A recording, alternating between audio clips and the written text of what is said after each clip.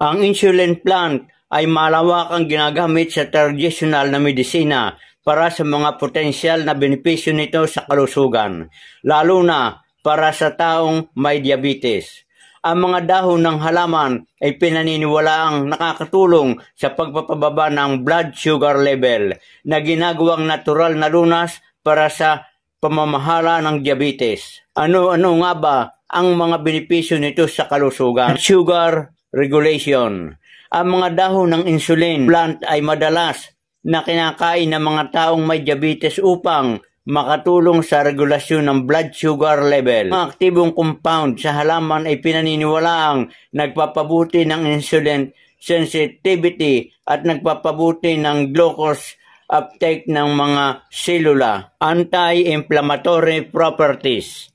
Ang mga halaman ay may mga anti-inflammatory effects na nakatutulong upang mabawasan ang pamamaga sa katawan at portahan ang pangkalahatang kalusugan. Antioxidant activity.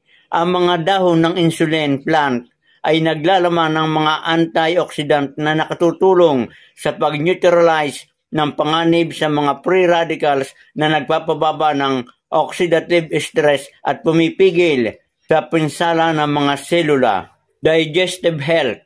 Ang mga halaman ay ginagamit din upang mapabuti ang kalusugan ng tiyan dahil maaaring makatulong ito sa pagtunaw at pagpapabuti ng kalusugan ng bituka.